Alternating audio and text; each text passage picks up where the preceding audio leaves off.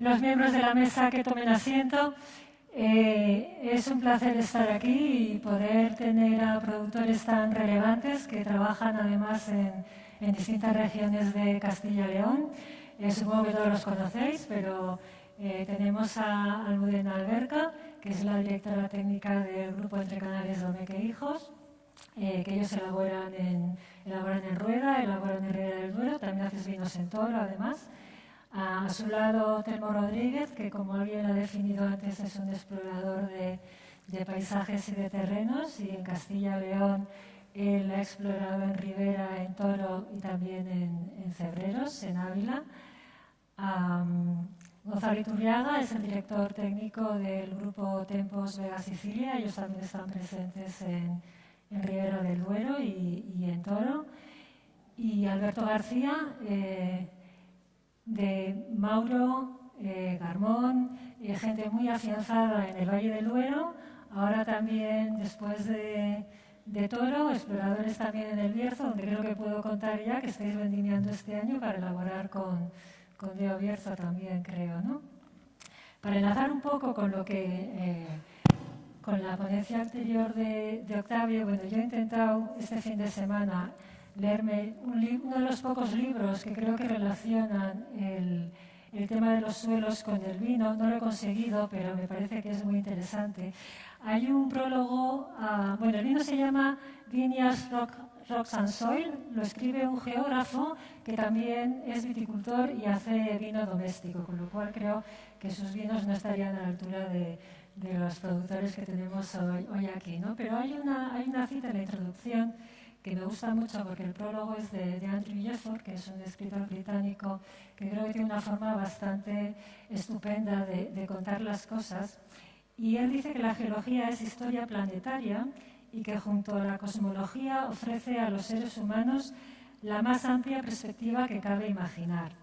Esta visión inmensa y abisal es un reto constante a la imaginación y nos sitúa a nosotros y a nuestro trabajo en un contexto de humildad, ¿no? Eso es un poco...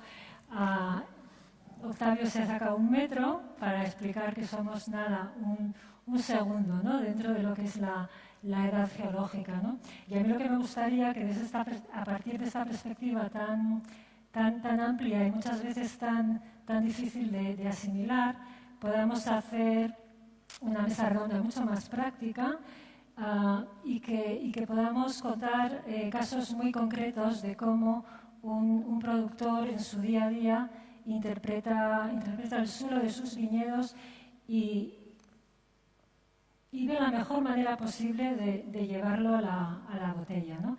Entonces vamos a empezar con 4 ejemplos prácticos de cada uno de ellos. Y vamos a ir de lo general a lo particular. Almudena va a explicar un poco cómo ella ha trabajado los suelos en Rueda y en Ribera del Duero para hacer la nueva gama alta de los vinos de Viña Mayor. Telmo contará cómo hacen 2 visiones completamente diferentes en 2 zonas distintas de Castilla y León, en Ribera del Duero y en Cebreros. Gonzalo contará cómo el estudio de suelos de Vega Sicilia les ha llevado a vinificar por parcelas y qué aporta dentro de un vino de perfil clásico como es Vega Sicilia. Y por último, Alberto nos contará el caso concreto de un vino parcelario de su Cartago en Toro a partir del descubrimiento de un viñedo que les parece que tiene unas características de suelo muy especiales, ¿no? Entonces, Almudena, por favor, si quieres empezar con tu caso.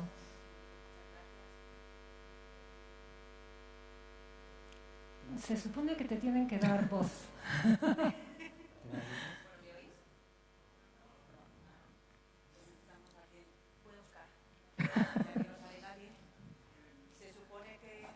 Mira, fenomenal. Mira. ¿Ahora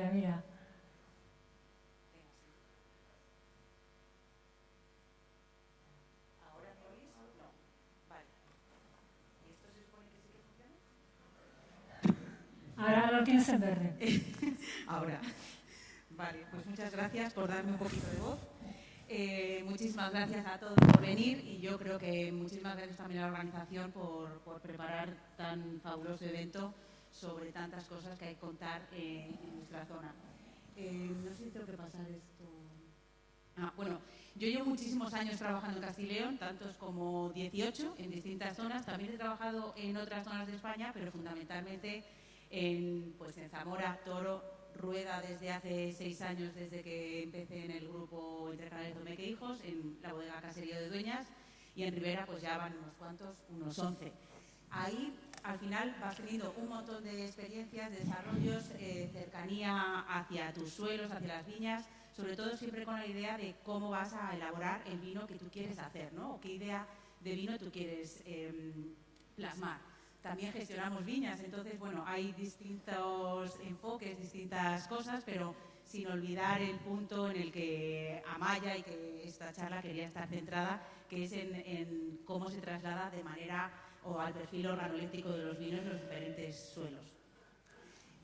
Yo creo que eso, describir en una sola palabra cómo un sistema tan complejo como el suelo va a estar interactuando o va a desarrollarse al final en un vino es muy complicado, ya que el suelo es un medio muy complejo, no va a depender solo de las características del suelo, sino del tipo de variedad que tengas plantada, el material vegetal, la vida que tenga ese suelo, la profundidad, el microclima, el macroclima, las precipitaciones, son muchísimas cosas que van a ir a formar parte dentro de esto. Pero ya sintetizo, Amaya, y bueno, puedo expresar en algunas palabras, o breves palabras, qué es lo que yo encuentro en cada uno de esos suelos y cómo se va trasladando al perfil organoléptico. Almudena, y una frase que yo anoté en una presentación reciente que tú hiciste de estos vinos a la prensa. Tú decías que para ti lo más importante era la textura y cómo se expresa el tanino en los distintos suelos de la zona, ¿no? O sea, que al final sí que, aunque en la preparación de la mesa redonda todos, cuando hemos hablado de este tema, habéis coincidido en que es muy difícil aislar el suelo como un elemento, porque en el vino interactuamos muchas cosas a la vez, pero que al final sí que es algo que tenéis presente, ¿no? Y que está, y que sobre todo, yo creo que eso también es interesante, es que es algo que cada vez está más presente en la comunicación y en las etiquetas de vino, ¿no? Y quizá muchas veces no somos pertinentes a la hora de utilizar las palabras adecuadas, ¿no? Como ha dejado claro Octavio, todo el tema del suelo es realmente complejo, ¿no? Y no hablamos con propiedad, ni los periodistas, ni probablemente nadie de acuerdo con la geología, pero sí que es cierto que es algo que está cada vez más presente en la comunicación y que además forma parte de la experiencia del vino, ¿no? Porque es uno de los elementos más que están más presentes en el paisaje, ¿no? Y quizá el granito no emociona tanto solo a los más frikis, pero el paisaje yo creo que sí que emociona a todos, ¿no? Sí, definitivamente. Es algo que, el paisaje te va a estar dando muchas indicaciones sobre qué es lo que vas a tener en ese viñedo y cuál va a ser un poquito, o te va a dar unas pistas sobre qué es lo que vas a tener después. Entonces, bueno, pues si quieres puedo ir avanzando un poquito.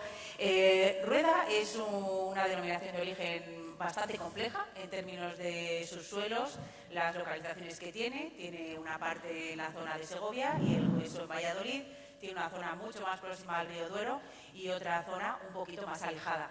En todas estas zonas va a haber muchísima diferencia y diversidad de composición de los suelos y profundidad de los mismos, que va a trasladar así unos perfiles completamente distintos organolépticos a las uvas. La verdad es que soy relativamente, entre comillas, nueva dentro de la zona de Rueda, que llevo como 6 años trabajando allí, pero sí que puedes encontrar esa diferencia. Al final, como muchas veces decimos, la Verdejo es una variedad que es como un tinto, pero en blanco, donde es una variedad que tiene mucha textura. Tiene una parte de tanino, esa parte, no solo la parte amarga de la variedad, sino esa parte táctil procedente de esos taninos o fenoles que vamos a encontrar en la uva. Y se trasladan de una manera muy diferente a través de los distintos suelos. También el perfil de la fruta. Os he traído algunas fotos. En Rueda tenemos una finca que es Caserío de Dueñas, que son 300 hectáreas con bastante diversidad de suelo dentro de la misma, pero es un suelo en el grueso central, es un suelo más como un sustrato. Es una arena muy fina, muy fácil, que traslada más bien para mí las características de la añada y de la variedad. no impactando tanto como en las fotos de los suelos que os traigo. En este caso es de la zona de Segovia, son suelos más altos, en este caso es de Nieva. Aquí vamos a encontrar arenas finas con roca calcárea y en algunas ocasiones pizarra en el subsuelo. Claro, no es solo el suelo que va a dar ese perfil del agua, también aquí encontramos clones de verdejo más viejos, la altitud es un poco más elevada, estaremos sobre los 850 metros, pero vamos a encontrar un perfil de uva mucho más perfumada, porque siempre encuentro que los suelos con arena van a dar uvas y, por tanto, vinos mucho más perfumados, un poco más ligeros en boca y con menos textura, pero con una acidez muy marcada y un perfil floral mucho más intenso, que nos gusta para la mezcla final de uno de los vinos que hacemos, que es Castillo de Dueñas, Verdejo Superior, que lo hacemos envejecido con lías. En contraste, mezclamos esta viña, porque es muy interesante, con una parte de este otro suelo, que es un suelo de la Seca. La Seca está mucho más cerca del río Duero, es un suelo más profundo, vamos a tener un porcentaje mayor de arcilla, mucho canto rodado que va a cambiar la estructura del suelo y, por tanto, el perfil que vamos a encontrar en las uvas. Normalmente estas uvas van a tener mucho más cuerpo, más centro de boca, como mucha más concentración e intensidad frutal y, de alguna manera, más estructura y más textura en el centro de la boca. La combinación de las dos va a darte un perfil de vino muy complejo a la hora de la mezcla final. En ambos casos son viñedos viejos y su expresión es absolutamente diferente. Este suelo también es un poquito más cálido al contener toda esa proporción de canto rodado que va a estar manteniendo las temperaturas durante las noches, especialmente cuando sean frías, que últimamente cada vez tenemos menos de esas, aunque este año hemos podido gozar de una larga secuencia de noches frías que han hecho la maduración un poquito más lenta.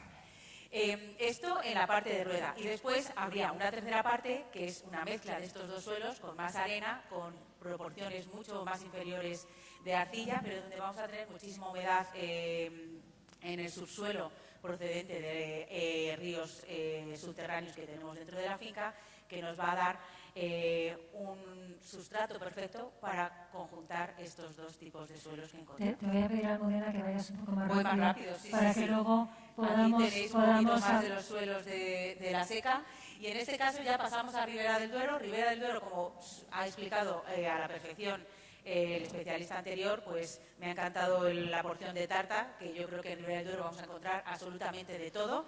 En toda esa variabilidad de suelos que vamos a tener, como bien decías, para mí lo más importante es la textura, cómo se expresa cada una de esas uvas en los distintos suelos, sobre todo los taninos. Y traigo dos ejemplos de dos vinos nuevos que nosotros hemos sacado, basados fundamentalmente en la expresión de ese suelo concreto y de ese terroir, pero el terroir al final ya estamos formando parte todos, incluida yo al manipularlo. Este es un suelo de la Horra. En la Horra es verdad que hay distintas zonas, pero hay una zona que es muy arcillosa, de terrenos relativamente profundos, y en estas arcillas vamos a encontrar ese perfil de mucha fruta, mucha concentración de fruta, centro de boca y alta concentración de taninos, que para mí es algo que siempre vas a encontrar en casi todos los suelos arcillosos. Eso sí, cada año, si el clima es muy seco o el año viene muy estresado en términos de precipitaciones, es posible que esos suelos arcillosos no vayan a llegar a buen término para una maduración de la uva. Se va a estresar y el tanino va a ser mucho más secante. Y en contraste, por ir adelantando un poco, aunque todo esto son variaciones de suelos arcillosos, calcáreos, que encontramos en distintas parcelas que trabajamos nosotros en Ribera del Duero. Distintas proporciones de más a menos. Pero como me he extendido un poquito, pues vamos a este final, que este es otro de los suelos que representa otro de los vinos que hacemos, que es de Secreto 2, que al final es un suelo muy arenoso, arena con roca caliza muy descompuesta, que va a dar un perfil completamente distinto, mucho más perfumado, más etéreo, mucho más ligero en boca, con una acidez y una textura de tanino muy calizo, muy marcada, que hace el perfil del vino completamente distinto del anterior, el 2 del 3. Y ya, no más. Pues podemos... Muchísimas gracias, Almudena. Gracias. Sí, pues tú sigue pasando, Telmo, que soy la tuya ahora. Ahí está. Entonces, yo creo que Telmo, que va a hablar de los suelos de ribera y de cebreros y sobre todo por qué suelos diferentes les ha llevado a hacer estilos de vinos muy diferentes. Yo creo que es muy interesante que él cuente su visión de ribera porque es una aproximación también bastante diferente, ¿no? Lo que hacéis vosotros en ribera. Pues buenos días a todos. Es verdad que, bueno, hoy me siento como un bicho raro que sale de su guarida o de su terrier, ¿no? Yo llevo 30 años en Castilla y León. Gracias a la Junta por invitarme. Nosotros empezamos con un proyecto, me gusta explicar nuestro proyecto como un proyecto de esos viajeros del siglo XIX, ¿no? Que nosotros hacemos vinos por toda España, pero la compañía de vinos Telmo Rodríguez, sobre todo somos gente del noroeste. Empezamos en Rioja y es verdad, casualidad, pues en Castilla y León, pues empezamos en el 96 en Rueda, en el 98 en Ribera del Duero, 99 en Toro y en 99 también en Cebreros. También hicimos un proyecto raro en los Arribes del Duero en el año 97. Algo he oído de eso, también. Algo he oído de eso hace poco. Y la verdad es que hemos sido muy felices relacionándonos con el paisaje de Castilla y León. Hemos sido un poco francotiradores. Tengo la suerte de no conocer a ningún presidente de consejo, a ningún secretario, a ningún responsable de Castilla y León, y eso nos ha dado muchísima libertad. Quizás mucha gente no conoce el origen de nuestro proyecto. Empieza en los años 90, principios. Nosotros, antes de empezar a hacer vino, yo y mi socio Pablo Eguzquiza, mi socio de toda la vida, éramos los dos estudiantes en la Universidad de Burdeos y quisimos mantener una relación con la enología moderna, ¿no? Burdeos es la madre de la enología moderna y teníamos un profesor que se llamaba Yves Loris, que era el padre un poco de los compuestos fenólicos, y me acuerdo que empezamos y él nos decía que era capaz de entender la calidad de un viñedo y de un paisaje en la piel de la uva. Fue muy interesante. Los dos, como digo, montamos una pequeña estructura de investigación. Empezamos a estudiar los diferentes tempranillos. Fue bonito. El Vela Sicilia nos facilitó queríamos comparar el tempranillo con el tinto fino, con lo cual empezamos en el año 90 a investigar las pieles y en el fondo los paisajes de la Ribera del Duero y de Rioja. Luego, más tarde, empezamos a robar uvas por diferentes pueblos y esto fue un poco nuestro inicio, sobre todo nuestra forma de ver la uva y el carácter a través de los paisajes, ¿no? Es verdad que, bueno, queréis hablar un poco, es verdad que el trabajo que hemos hecho en Cebreros, que fuimos un poco los pioneros, nosotros fuimos a los viñedos de Cebreros porque eran espectaculares, son garnachas a más de 1000 metros de altura, totalmente abandonada en una zona. Tenemos esa parte también de la compañía de intentar dar energía a los sitios que están desapareciendo y es verdad que encontramos una veta de pizarra en el pueblo de Cebreros que hacía quizás la gran diferencia de una sierra de Gredos mucho más marcada por el granito, ¿no? Entonces nos interesó la veta de pizarra. Yo también me gustaría decir que no nos parece tan determinante el suelo. Nosotros quizás somos hijos de una gran viticultura, ¿no? Que es la viticultura francesa, y nos ha interesado siempre mucho más el conjunto, el paisaje, ¿no? Y siempre decimos que somos, más que grandes científicos, somos gente que tenemos una intuición para encontrar los paisajes o las zonas que tienen ese potencial de hacer grandes vinos. De todas formas, Telmo, creo que sois de los primeros que separasteis un viñedo de granito y viñedo de pizarra en Gredos, ¿no? Con vuestro Pegaso. O sea, quiero decir que para no ser de suelos, quiero decir que sí que encontrasteis que en esa zona el suelo quizá marcaba especialmente como para que esa diferenciación fuera interesante comunicarla en la etiqueta, ¿no? Por supuesto, pero bueno, es verdad que luego casualidad hacemos un vino con granito, porque tenemos unas viñas de granito y queríamos, por supuesto, no mezclarlas. Quizás para centrarnos en nuestro trabajo en Ribera del Duero, nosotros empezamos el año 98 en Ribera del Duero, hoy tenemos 20 hectáreas, seguimos en anonimato. De hecho, hace 4 años intentamos organizarnos en Sotillo de la Ribera, donde tenemos una casa y un calado de 300 años. Desgraciadamente los permisos y la burocracia nos obligan a seguir en la clandestinidad, pero bueno, algún día apareceremos, ¿no?, en algún sitio. Pero bueno, nuestro trabajo en Ribera del Duero es verdad que, sobre todo comparando Ribera del Duero con Rioja, que quizás hay suelos más homogéneos, nos pareció muy interesante esta mezcla de paisaje brutal. Nosotros hemos hecho un trabajo muy conceptual o muy teórico, que es, tenemos viñedos en Sotillo de la Ribera, Roa, Fuentecén, Fuentemolinos y Pardilla, que es como una línea que atraviesa el Duero y que nos parece que, bueno, nos permitía quizás hacer una ribera del Duero mezclando todos estos mundos que nos parecen tan espectaculares. Este es un viñedo que tenemos al norte en Sotillo de la Ribera, un viñedo típico de Sotillo, que es un pueblo que nos parece muy interesante, de Sotillo. Aquí nos damos cuenta que quizás en ese pastel que se hablaba de los suelos, hay una cosa que para nosotros era, desde el punto de vista de intensidad, el páramo es un poco lo que te separa, ¿no?, las dos zonas de Ribera del Duero. Tenemos un suelo que no es puro páramo, aquí estamos en la zona de Fuentemolinos, que es un suelo de gravas y que quizás marca un poco el corte, ¿no? Aquí en nuestros viñedos de la zona de la caliza de Sotillo de la Ribera nos habla de ese elemento brutal que tenemos en Ribera del Duero, que es la cal pura, ¿no? Son suelos de cal que dan a nuestro vino pues un carácter también muy particular, ¿no? Nosotros, es verdad que hemos entendido el suelo como algo que quizás nos da unos matices. La Ribera del Duero es un viñedo donde está marcado sobre todo por un ciclo muy corto. Este año mismo nos ha helado antes de acabar la vendimia.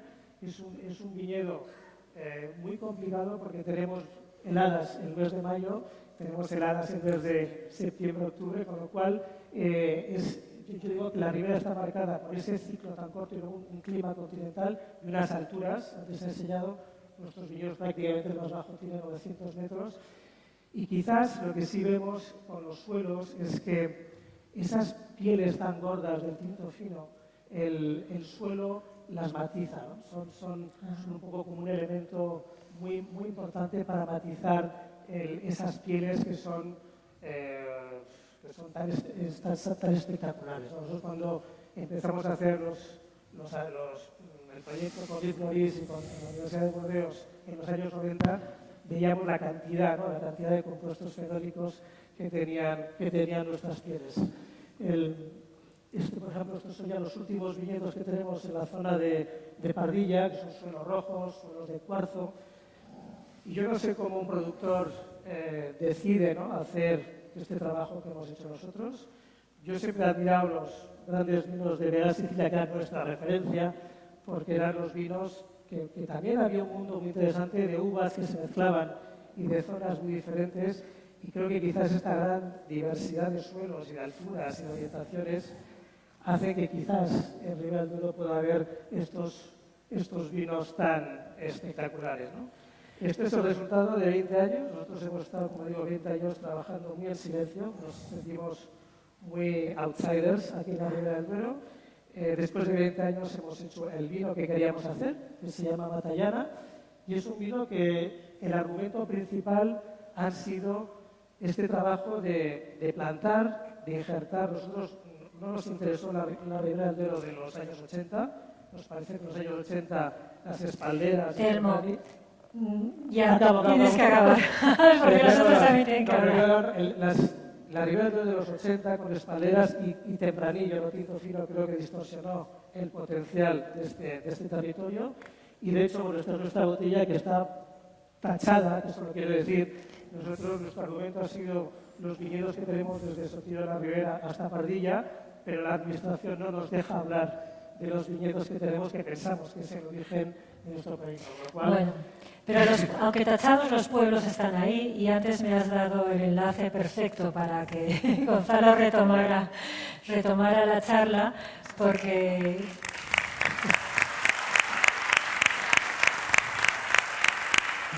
también es muy interesante que un vino moderno como el que ellos plantean se haya inspirado en un vino clásico que se está elaborando desde principios del siglo XX, ¿no?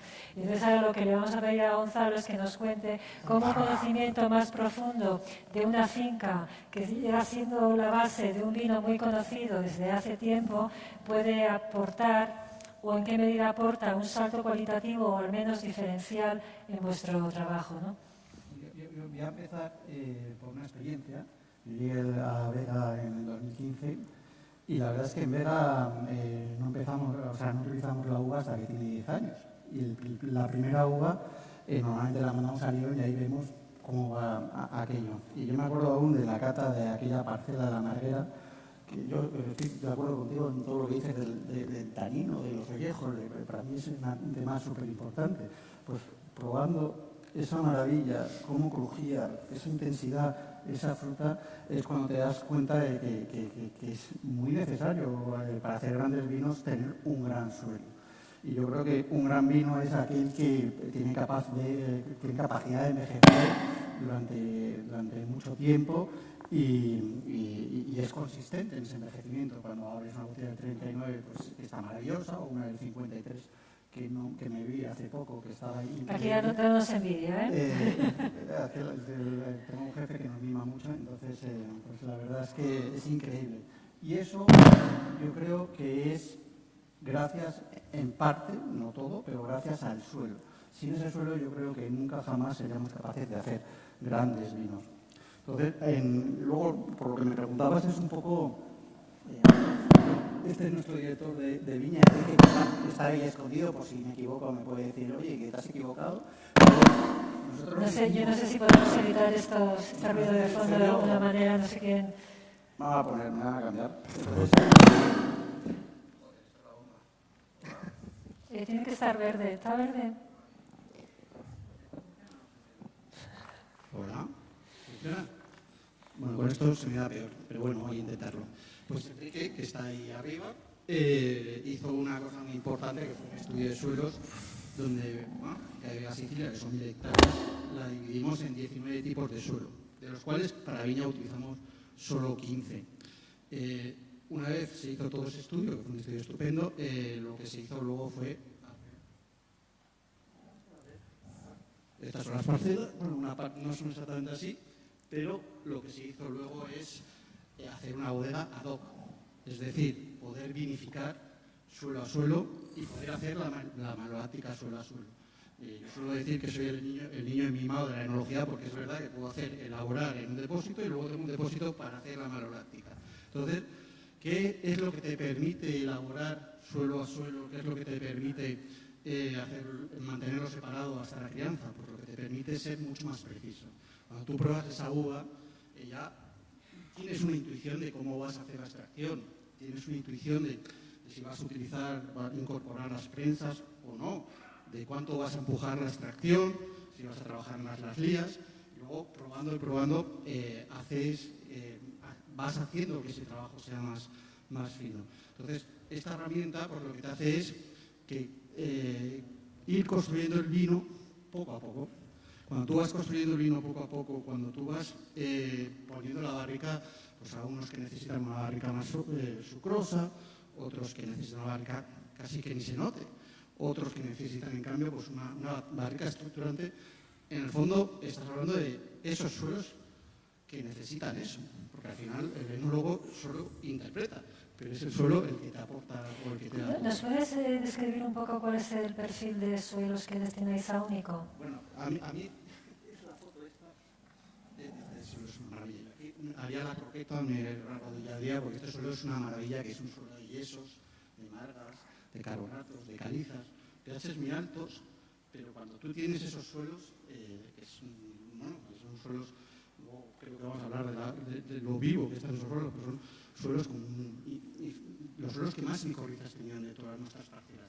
Esos suelos son maravillosos. Tú pruebas ahora, que vengo de esta mañana de probar los vinos, de esas Qs, claro, tú pruebas esos vinos y aquello es intenso, tienes un tanino muy firme, pero muy concentrado, tienes una longitud y una verticalidad, o tienes ese suelo o donde, como dice un amigo mío, donde no hay mata, no hay patata. Entonces yo creo que esos suelos son los que al final nosotros, los enólogos, tenemos que interpretarlos y tenemos que a cada uno ir dándoles un poco una interpretación. Al final es verdad que nosotros no hacemos suelos, sino luego los mezclamos. Pasan un año totalmente por separados y poco a poco los vamos mezclando y al final del primer año de crianza es cuando ya decidimos ir mezclando cada una de esas parcelas. Pero cuando tú has ido haciendo el trabajo de forma muy precisa, de forma muy elegante, al final todos los elementos encajan mucho mejor. Y eso es lo que nos permite hacer haber hecho una bodega para poder vinificar parcela a parcela. ¿Más o menos no es claro? Sí, fenomenal, fenomenal. Pues ahora vamos a seguir hablando con Alberto.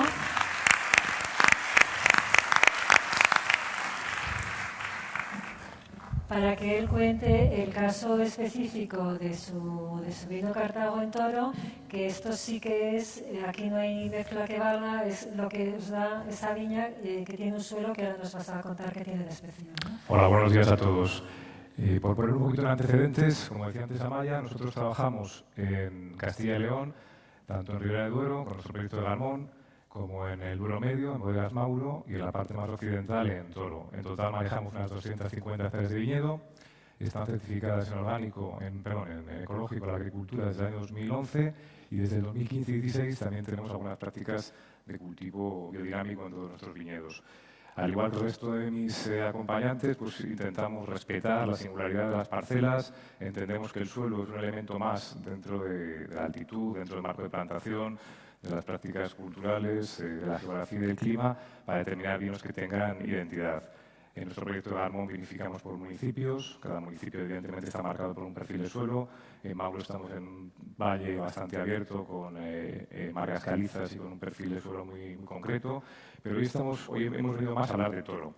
Nosotros realmente somos apasionados de Toro y creyentes. Creemos que la zona, nuestros vinos y por supuesto otros, tienen la capacidad de producir vinos de clase mundial. Vinos elegantes, vinos frescos, vinos longevos y vinos con un gran equilibrio. En el caso de Toro tenemos ya una experiencia de 25 años, empezamos a comprar viñedo en el año 94, durante los últimos años hemos ido consolidando una apuesta por una viticultura propia, una viticultura de secano, una viticultura en vaso y actualmente tenemos 130 hectáreas de viñedo propio. Empezamos elaborando San Román, que es la base, el vino identitario, el que realmente nos define, utilizando distintos suelos, distintas viñas en distintos municipios. De ese mosaico, de ese juego con esas distintas piezas, pues hemos ido definiendo la personalidad y un estilo de vino. Nos planteamos desde el inicio hacer un vino más de paraje, un vino más de viñedo, y nos llevó prácticamente 10-12 años encontrar cuáles eran los factores esenciales a la hora de definir el perfil del vino. Y evidentemente uno que era fundamental era la procedencia, era el origen, era el viñedo y por supuesto el suelo. Otro era la maduración, la crianza tanto en barrica como en botella, y otro el perfil también pues bueno, de elaboración y de variedades.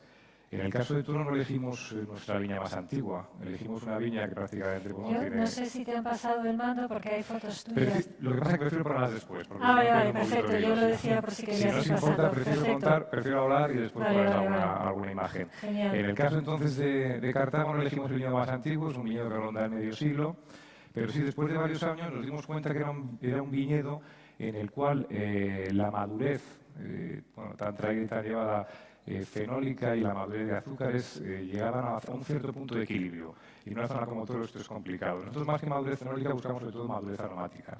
Pero encontramos un perfil de variedad de suelo y de zona donde podíamos llegar a un buen equilibrio, donde el grado alcohólico era más contenido y donde manteníamos buenos niveles de un buen pH y una acidez gustativa equilibrada. ¿Qué tiene la viña de Cartago? Es un viñedo, el paraje del Pozo, de 4,5 hectáreas, de las cuales seleccionamos 1,5 hectáreas, que es la parte más alta, una pequeña cota.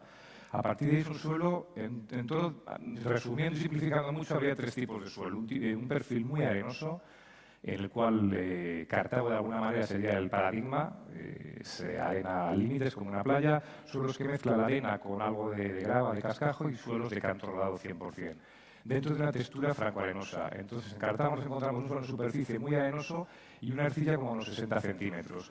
El factor de suelo, coincidiendo con lo que comentaba Almudena antes, a nosotros nos aporta un perfil aromático muy complejo, muy perfumado, por utilizar también su expresión, y luego en boca vinos bastante suaves, vinos elegantes y vino, en este caso, muy depurado. Hay un factor en Toro de regulador de la temperatura que es el cantorado, pero hay un factor que a veces se obvia, que es la arcilla.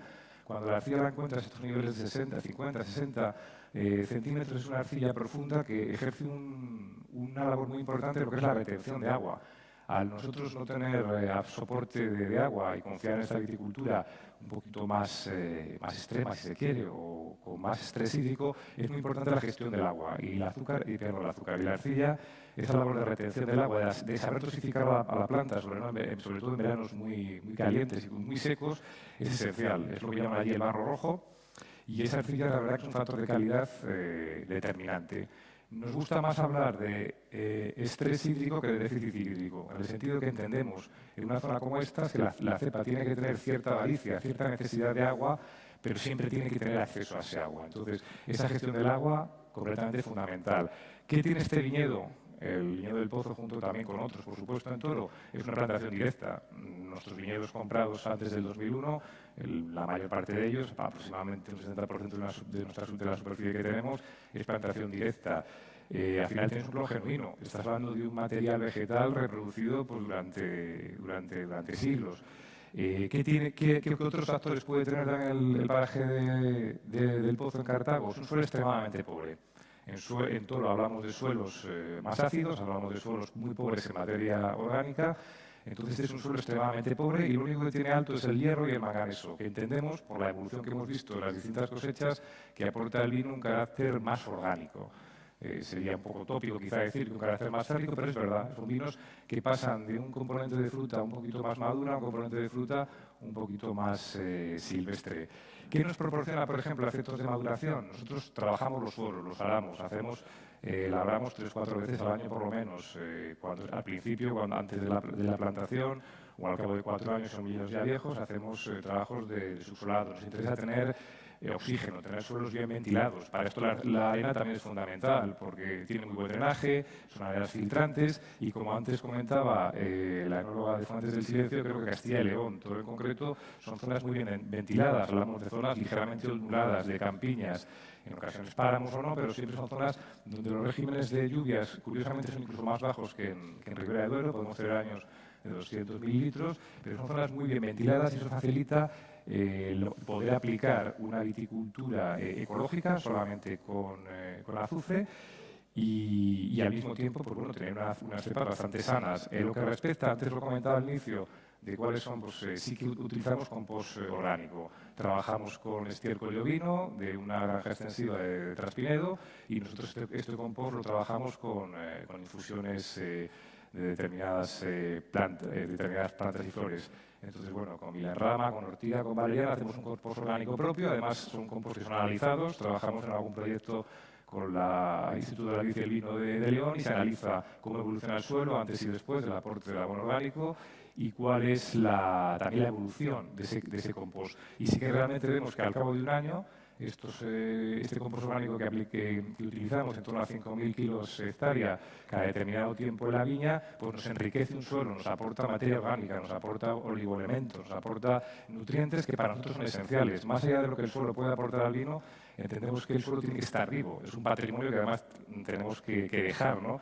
Y es fundamental que ese suelo sea un suelo que esté vivo, como antes comentaba Ricardo de Torrevilanos, que esté interrelacionado con su entorno, con la planta, y con el entorno, con la viña en la que está Alberto, ubicado.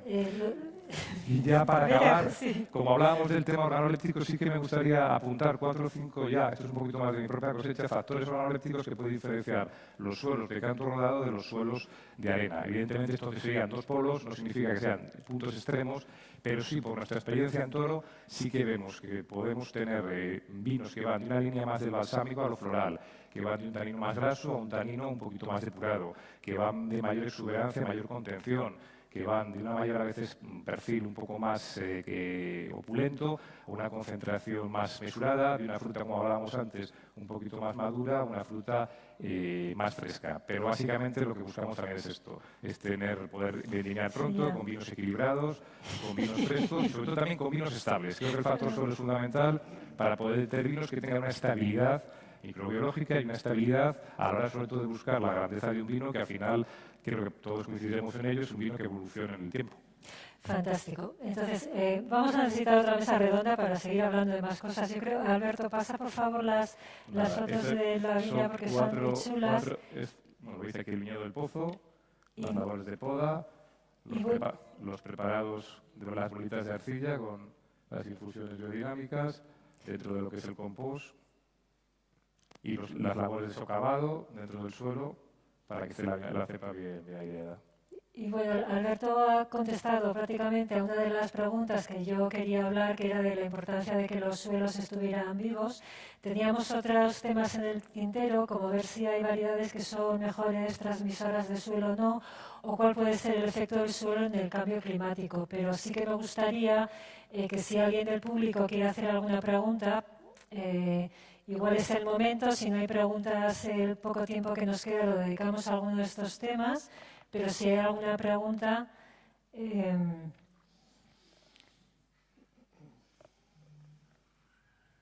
no sé. ¿No hay? Ánimo, valientes. O sigo, o si nos dan 10 minutos o media hora podemos seguir, porque... Tenemos 5 minutos. Tenemos 5 minutos. Bueno, pues muy rápido. La idea de, hay variedades en vuestra experiencia que transmitan mejor el suelo y lo otro que os comentaba del cambio climático. ¿Hay suelos más favorables para el cambio climático, que es la gran obsesión que tenemos todos ahora? A mí me gusta. Sí, pero rápido para que todo el mundo pueda decir algo. Bueno, para hablar de variedades creo que es verdad que lo que es espectacular en el mundo del vino es que cada zona, con el paso del tiempo, ha habido variedades que se adaptan. Sí. Y es muy importante mantener esa cultura, ¿no? Seguramente tenemos la expresión más antigua del viñedo europeo está en España, porque está la coplantación, que es una cultura que es espectacular. Y yo creo que al final es verdad que las variedades son como antenas y la variedad las utilizamos las variedades para hablar de los lugares, de los suelos, de los paisajes, pero creo que no hay que olvidar que esa riqueza que tenemos en este país y que no la hemos valorado. Hemos dado cuenta que hace muy pocos años quisimos casi como atentar contra nuestras variedades, ¿no? Es fundamental hablar de coplantación, hablar que cada zona no hay que despreciar muchas generaciones de gente que observó que iba mejor una variedad y otra, y creo que esto es la gran riqueza de nuestro país, ¿no? Gonzalo, sí. Lo decías en la parte de suelo, yo creo que cuando se habla de suelo más maduro o menos maduro, todos tenemos maduraderos más precoces además, pero ahí también hay que hablar de la unión con el portainjerto. Creo que en tema de material vegetal hay mucha mayor complejidad, y estoy de acuerdo que huyese de esos años 80 que eran horribles, pero en cambio en el portainjertos no tenemos esa variabilidad. Y es un aspecto en el que hay que seguir investigando porque necesitamos mucha mayor complejidad y ese portainjerto unido a ese suelo nos puede ayudar a luchar contra el cambio climático, pero necesitamos más variabilidad. Y aquí es un tema que liberistas, nosotros mismos tenemos que seguir investigando y trabajando. Bueno, creo que el CEN tiene una colección de portainjertos fabulosa. Lo que pasa es que eso es más un museo. No sé hasta qué punto luego se habrá llevado a la práctica o no, o se utiliza ese material. Y Almudena, ¿algún apunte más que quieras hacer tú y Alberto antes de terminar? A colación de tus preguntas, creo que todas las variedades son amplificadoras del suelo o el suelo amplifica el carácter de cada una de las variedades o lo disminuye en función de lo que cada uno quiera buscar. Como comentaba él en Toro, pues Si te vas a un suelo muy arenoso, la tinta de toro, que es una variedad muy opulente, muy estructurada, va a encontrar un espacio donde se va a expresar de una manera más fina y más elegante dentro de su contexto. Así que creo que todas las variedades sí que tienen la capacidad de expresar ese suelo que está en combinación con otros muchos factores climáticos. Es que tenemos muy poquito tiempo y hay un señor del público que tiene una pregunta para vosotros. Qué miedo. ¿Cómo se activa esto ya? Bueno, buenos días a todos. Soy Javier Zacagnini de Seixo Javier. y en Ribera del Duero. Y tengo una pregunta, dilema, que creo que ni los cuatro expertísimos que hay, ni yo en mí, lo que me queda de vida, acabaré por resolver, pero es el momento quizás de ver vuestras opiniones. En la Ribera hay vinos de un solo pueblo que tienen un conjunto enorme de, digamos, de peculiaridades, como es el tipo de tinto fino diferente, el suelo diferente, el microclima diferente, etcétera, etcétera, y que son muy interesantes. Vino de esa parcela, más que de la parcela de ese pueblo. Hay muchos pueblos, ha mencionado antes Telmo, pueblos en que ellos trabajan, hay 40 pueblos interesantes en la Ribera. O la combinación, que es lo que fundamentalmente hacemos en Alto, de un coupage de muchos pueblos trabajados por separado, al estilo de Becas en sus parcelas, y luego Mariano hacía y sigue haciendo un vino complejo a base de unir pueblos. ¿Con qué nos quedamos en la Ribera del Duero? Yo te puedo contestar a eso, Javier. Yo creo que lo bueno es que nos podemos quedar con todo, porque lo maravilloso del mundo del vino es que hay soluciones diferentes en función de quién tiene la visión del campo, cuáles son sus parcelas, y a mí lo que me enamora del mundo del vino, y espero que me siga enamorando siempre, es que vale todo. Vale tanto como personas ahí mirando un paisaje, ¿no? Y comprometiéndose con eso, ¿no? Y luego no sé si ellos quieren decir algo. Coincidiendo con lo que dice Amaya, hablamos mucho del suelo, pero poco de las personas, que al final son la correa de transmisión, es el vector a través del cual el suelo se expresa. Y todas las reflexiones, toda la investigación, esa vuelta atrás, esa intentar interpretar el paisaje, ese aunar tradición y esa enología que al final sea abierta y que sea una enología que también esté en cambio, siempre en conjunción con la viticultura, creo que es esencial. Es decir, no hay suelo si no hay paisaje, por supuesto, si no hay clima, pero si no hay personas detrás que lo interpreten y que tengan una visión, que tengan una idea. Muy bien. Es interesantísimo, pero yo creo que... Muchas gracias, Amaya. Muchas gracias. Ponemos el Duero International Wine Fest no para, se traslada la actividad ahora mismo al pabellón número 3 a la 1:15. Aquellos que tengáis la suerte de poder participar en la cata magistral de Víctor de la Serna es en el pabellón 3, y en el pabellón 3 están también el wine bar para probar algunas de las novedades más interesantes de Castilla y León. Yo pediría un aplauso para Amaya y para sus invitados. Muchísimas gracias.